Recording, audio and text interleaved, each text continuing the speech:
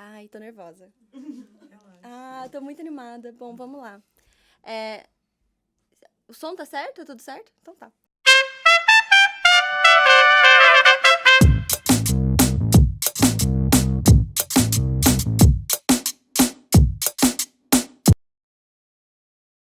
Bom, oi, gente, bem-vindos ao podcast da Pauta Única. Tô muito animada para fazer esse primeiro episódio. Hoje a gente vai receber aqui a Camila Galete.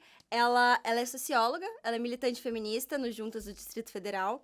Ela é pesquisadora e doutoranda na UNB. E, na minha humilde opinião, ela é a maior especialista sobre antifeminismo desse país. Então a gente tá aqui com a Camila. Palmas pra Camila. E nossa humilde plateia colaborou nas palmas, gente. Então, Camila, para começar, eu queria, enfim, bater um papo muito específico sobre essa questão do antifeminismo e pensar o seguinte. Recentemente, eu vi algumas reflexões suas sobre como, na verdade, o antifeminismo ele não se constitui como um movimento social. Você pode explicar isso um pouco melhor pra gente? Por que ele não é um movimento social? Ele não é mesmo um movimento social? Como é que a gente chama isso? Com certeza. Bom, primeiro, obrigado, Isa, pelo convite. Estou muito feliz de estar aqui de forma presencial. A gente só se conhecia de forma Sim. virtual, né? E você foi muito generosa em falar que sou uma referência, mas tem sido mesmo um desafio estudar uma temática que tem uma escassez de materiais, de Sim. bibliografia. E sobre sua pergunta, o antifeminismo, ele não é um movimento social, porque ele não tem as características consistentes para ser definido como movimento social. O antifeminismo não é uma novidade, ele existe há muitas décadas. E se eu fosse pontuar o início do antifeminismo, ou o auge desse antifeminismo, foi no período do nazismo, de Hitler, e também no fascismo na Itália de Mussolini. Então, ele, dependendo do governo que está em vigência, né, do contexto político, do espectro ideológico, aflora o antifeminismo. E ele não é considerado movimento social pelo fato que, apesar de reunir pessoas que pensam, né, que não existem desigualdades de gênero, que querem encerrar o diálogo com os movimentos feministas, que demonizam esses movimentos feministas, ele não tem uma agenda de atuação, de enfrentamento, né? E hoje em dia, no atual contexto, o antifeminismo ele é muito mais evidente nas redes sociais, né? Com a popularização das redes sociais, com a ascensão de mulheres na política institucional que se autodenominam antifeministas. Então a gente percebe que a gente não tem um movimento social de fato, mas sim um aglutinamento de pessoas que partem do mesmo pressuposto, que querem encerrar o diálogo com os movimentos sociais, mais especificamente com o movimento feminista. Tá, a gente pode dizer que ele é um movimento reativo, então? Que ele só Sim, surge como uma reação, mas que ele não se articula o suficiente, então, pra ser realmente um movimento social. perfeito. Ele é uma reação, né? Eu gosto muito de uma cientista política, a Nancy Fraser, e ela Maravilhosa. fala que em governos, né, de extrema-direita, autoritários, há uma reação aos movimentos sociais, às políticas que vão abarcar as minorias sociais e políticas, os direitos humanos. Então, a partir do momento que o movimento feminista ele avança, concomitantemente também avança os retrocessos para tentar deter essas mulheres. Ou seja, a gente tem se inserido no mercado de trabalho, tem problematizado a invisibilidade do trabalho reprodutivo, do trabalho doméstico, e o patriarcado, né, que ainda está em vigência de certa forma, ele não quer que essas pautas sejam popularizadas, que essas questões estruturais sejam combatidas e modificadas. Então, o antifeminismo ele cai como uma luva para manter as estruturas de poder. Sim. E aí, esse ano, a gente vê aí um fenômeno, né? De muita mulher de direita sendo eleita. Você acha que a gente pode esperar nos próximos anos uma... talvez não um aumento do antifeminismo, porque a gente sempre espera que diminua, né? Mas talvez um afloramento, uma circulação maior dessas ideias dentro do Senado, dentro das câmaras, enfim. Com certeza. Eu tô há alguns meses falando que iria ser assustadora o resultado dessas eleições no que diz respeito à representatividade Sim. feminina. E isso se evidenciou, né, na última eleição, quando a gente vê que a bancada do Congresso aumentou de 15% de representatividade feminina para 18%, Sim. foram eleitas 91 mulheres, e a maioria dessas mulheres são de um espectro ideológico mais de extrema direita, que faz o enfrentamento às políticas públicas voltadas para as mulheres. E isso era de se esperar, porque a partir do momento que essas mulheres percebem que a política institucional ela é uma forma também de implodir a democracia, os direitos humanos, essas pessoas se inserem na política institucional para tentar enfraquecê-la por dentro. Sim. Então, é uma estratégia, né, de enfraquecimento. E, sem dúvida, né, essa reação ela vai se consolidando, pavimentando, só que também a história vai se modificando, né? Ao mesmo tempo que tem mulheres mais antifeministas na política institucional, também foram eleitas as primeiras mulheres trans, foram eleitas, reeleitas, né, figuras feministas, né, na política brasileira. Então, não é uma via de mão única, né? O movimento ele vai acontecendo, mas sim, de fato, a gente está vivenciando um contexto de ascensão do antifeminismo na política institucional. Gente, a Camila falou um dado aqui muito legal, que é esse aumento de 13 para 18%. De 15 para 18%. Para termos de bancada de mulheres, isso significa muita coisa, tá, gente? Pode parecer um número pequeno, mas quando você coloca em perspectiva de quanto vinha crescendo nos últimos anos, é bastante coisa, cresceu bastante. Sim, ficou muito tempo estagnado no 9% a representatividade, né? Sim. E aí nas últimas eleições de 2018 aumentou para 15%, já foi algo, muito, né? Mas enfim, ainda é pouco. O Brasil ainda está ocupando um lugar de baixa representatividade no cenário internacional, né? E isso fica muito evidente do tanto que a gente precisa avançar, né? E não tão somente na questão da representatividade, né? Mas de quais mulheres a gente está elegendo, né? Sim. Quem elas representam, a que nível estão as discussões. Sim. Cá, esse é um fenômeno que a gente observa no resto do mundo também, né? Você poderia fazer um comparativo rápido para explicar para quem não sabe muito sobre esse tema ainda, sobre como isso está acontecendo fora do país também? Sim. Isso ficou muito evidente na América Latina nos últimos anos. No Peru, a gente vê que há uma ascensão, principalmente do antifeminismo ligado a igrejas neopentecostais, e essas mulheres entrando na política institucional, na Bolívia também, no Chile, né, a partir de representações de mulheres que vão trazer essa tônica mais autoritária de enfrentamento aos movimentos sociais. Mas, para mim, o que fica mais evidente é na Europa, quando a gente vê a Polônia, que teve uma ascensão da extrema-direita, de figuras femininas, e na França, com a figura da Marine Le Pen, né? Marine Le Pen, ela ficou em segundo lugar na corrida presidencial, e a sua sobrinha também é uma grande figura, uma menina de 32 anos, minha idade, jovem, que tem sido uma referência para as discussões autoritárias, enfim, defendendo essas pautas. Então, a gente percebe que no cenário mundial tem algumas figuras que estão tendo destaque e que partem de pressupostos antifeministas, de negacionismos no que diz respeito às desigualdades de gênero. Sim. Aqui no Brasil, quando a gente pensa em um nome que pode ser referência disso, eu, pelo menos, sempre vou direto na Damares, né? Estudo Damares, então minha cabeça vai sempre pra Damares. E ela é uma pessoa que tá enfim, tá no highlight aí nos últimos dias. Ela fez um bafafá. Tá sempre fazendo um bafafá, né? E assim, eu fiz o curso da Camila, gente, recentemente, muito bom, recomendo, sobre feminismo liberal. E você comentou sobre como a Damares estava se aproximando mais de um feminismo liberal e largando um pouco esse osso do antifeminismo. Um pouco porque o antifeminismo, ele fica insustentável, né, nas condições que a gente tem hoje. Mas queria saber ao que mais se acredita essa mudança, esse afastamento dela. Ai, difícil, né?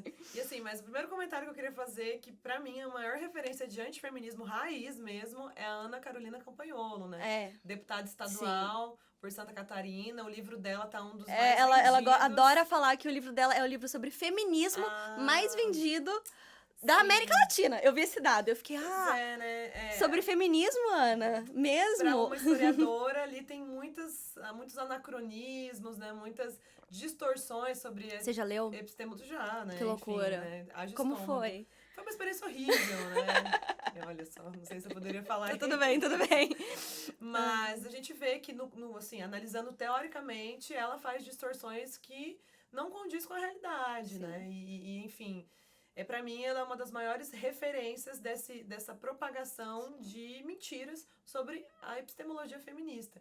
Mas sobre a Damares. Damares, pra mim, é uma pessoa muito, muito importante para entender o buraco que a gente se meteu. Sim. Porque no início, né, de 2018, quando o atual presidente foi eleito, ele colocou a Damares como ministra do Ministério da Mulher, dos Direitos Humanos, da Família, do papagaio, do cachorro, homogeneizou tudo, como se Sim. tudo fosse uma coisa só, né, e precisasse de uma única política pública.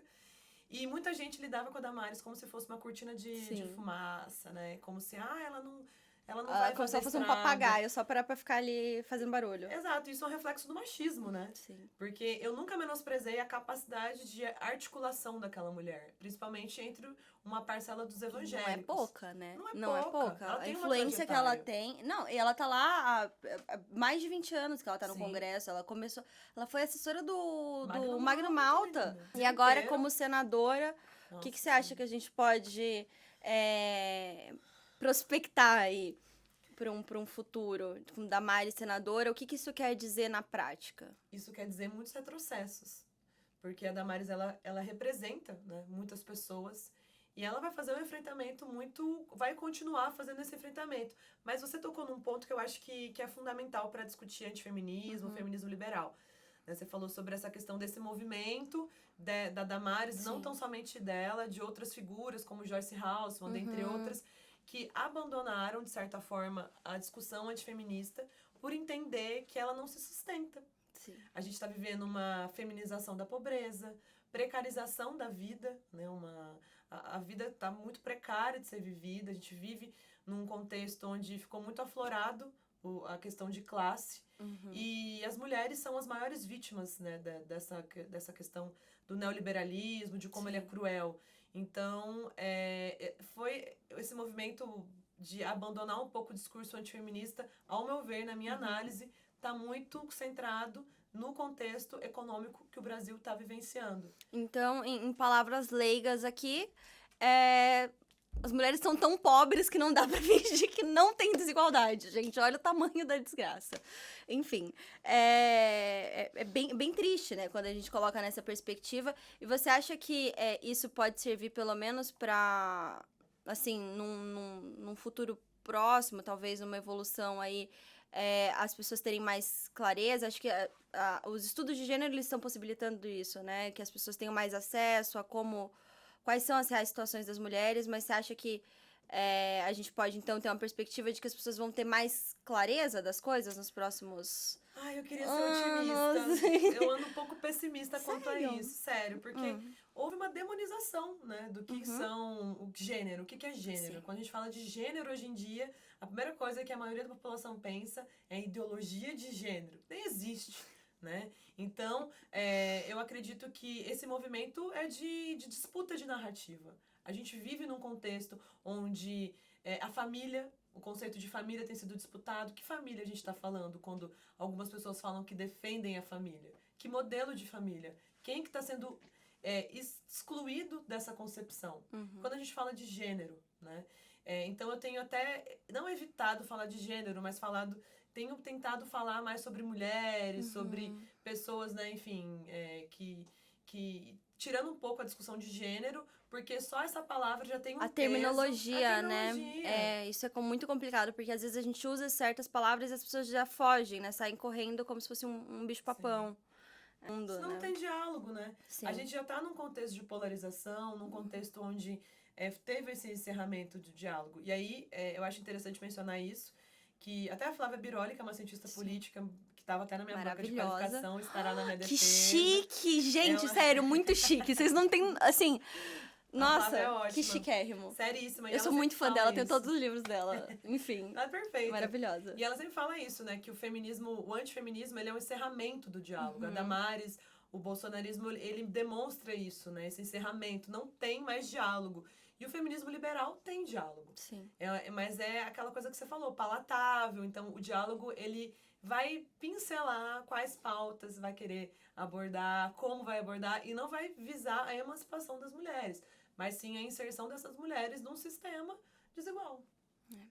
Bom, a Camila falou do feminismo liberal, eu vou aproveitar o gancho para caminhar para um outro momento desse podcast, que é o seguinte, a gente tá aqui gravando entre turnos da eleição.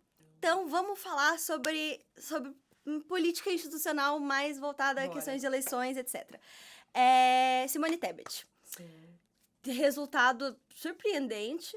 Quais são os ganhos disso em termos de representatividade e, em paralelo, o que o feminismo ganhou com isso ou nada? Bom, vamos lá. A gente tem que ter dimensão que a Simone Tebet foi uma figura muito importante na CPI da Covid. Ali sim. ficou muito evidente, eu assisti quase toda a CPI, e ali ficou muito evidente a violência política de gênero. O quanto ela era interrompida, o quanto a fala dela não era levada em consideração, porque a configuração do Senado é uma configuração masculina, né? Sim. Então, foi muito importante a postura dela naquele espaço, o enfrentamento. Ela é uma pessoa que fez um enfrentamento, que cumpriu o seu papel. E quando ela se candidatou à presidência, de fato, eu não botava tanta fé, né? Mas foi surpreendente o resultado das eleições. Ela tem uma retórica muito boa. Nossa, esplendorosa, né? Esplendorosa. Ela fala assim, ela olha no fundo da câmera e ela fala com a pessoa de um jeito que eu fiquei... Gente, essa mulher é um perigo! É um perigo! Ela vai crescer muito, ao meu ver, na política institucional. Mas aí a gente tem que ter dimensão, né? O que ela representa? O que ela defende? Eu acho que nos últimos dias ela fez um aceno muito importante. E aí vou defendê-la de certa forma. É um movimento feminista, né? Ela fez um aceno muito importante de estar ao lado do candidato enfim, sim, né? o Lula. E ela fez uma fala muito boa, no sentido assim, aqui não é sobre gostar, é sobre a defesa da democracia. Então, ela compreende que a democracia está em xeque num contexto autoritário. Sim. Mas ela é uma pessoa do agronegócio, ela é uma pessoa que vai defender políticas neoliberais e ela falou, né, nos debates, uma fala muito problemática, né? Eu sou feminista do meu jeito. Que jeito é esse? Como é o seu feminismo, querida? Você inventou uma vertente? Exatamente. Pra você, que legal, que especial. Então, assim, essa fala ela já é muito significativa, né? Ou seja, ela não quer fazer um comprometimento muito grande, porque ela entende a aversão que boa parte da população tem ao movimento feminista, mas ela entende a importância do movimento. Você acha que isso seria a justificativa estratégica aí do aceno dela ao feminismo? A gente é maioria hoje, né? Então, ela começou com um discurso muito centrado só em representatividade, no papo de mulher vota em mulher. Depois ela deu uma resbalada ali no precisamos de uma mulher para limpar a casa. E depois acabou... eu senti que o feeling final ali da campanha dela foi muito voltada pra... não, eu também sou feminista, tá tudo bem, vocês podem votar em mim, vocês não vão estar elegendo só uma mulher, vocês também estarão elegendo uma feminista.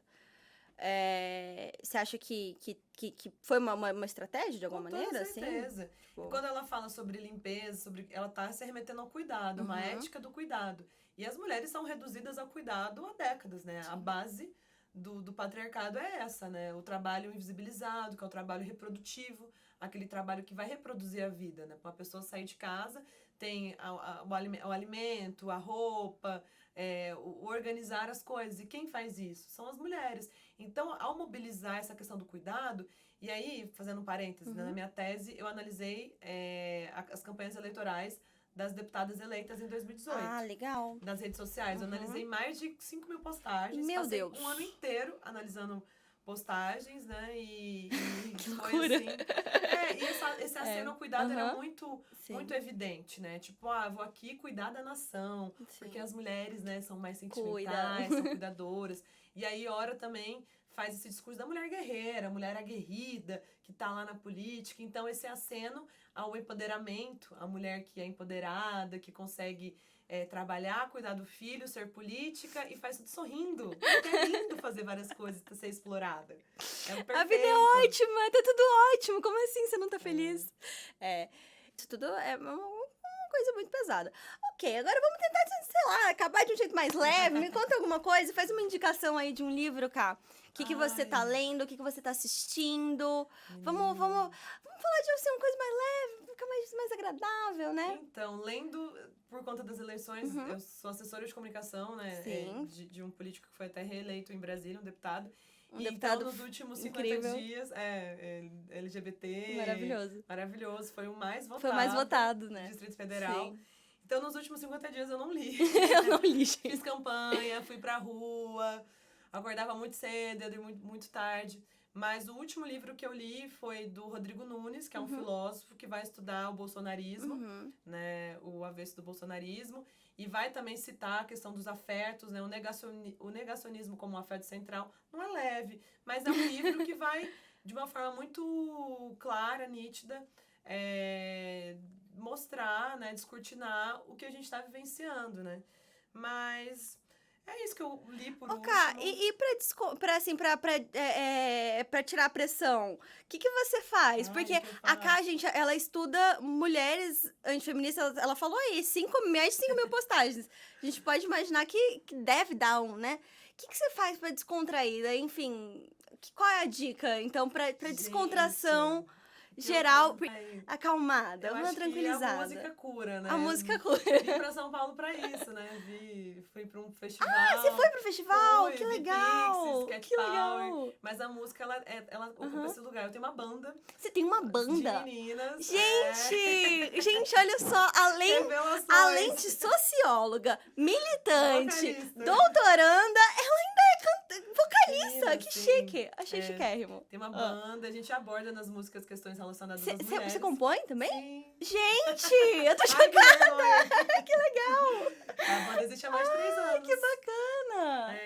E a minha forma, enfim, né? A baterista é defensora pública, também trabalha com questões de para! violência de gênero. Gente, sério, como chama a banda? Chavosa, com X. Que legal! Chavosa no singular. Isso. Tá bom. Chavosa. Bom, ouçam no Spotify. Tá no Spotify? Tá no Spotify. Gente, tá no Spotify! Todas as plataformas digitais. Aliás, a gente lançou um single novo semana passada. Eu tô muito chocada com esse. Eu não fazia ideia. Eu já tinha parte. visto umas coisas no Instagram, mas sabe quando é um cenário tão improvável que você nem... Assim, a gente já tinha visto. Agora que ela falou, eu já vi umas fotos, assim, dela com o pessoal com instrumentos. Eu falava, O que essa menina tá fazendo? ela deve gostar, né? Deve estar lá de alegre, assim. Nunca imaginei você cantora, mas você tem uma voz bonita, realmente, que legal. Gente, adorei esse fun fact aí. Que eu tava na igreja. Gente, adorei. Revelações. Amei, chocada, cara. E aí é um momento de descontração. Sim. A banda surgiu disso, né? De juntar as amigas. E a gente começou a fazer E amigas cover. chiques também, adorei. Chiquérrimas. Chiquérrimo Nossa, isso.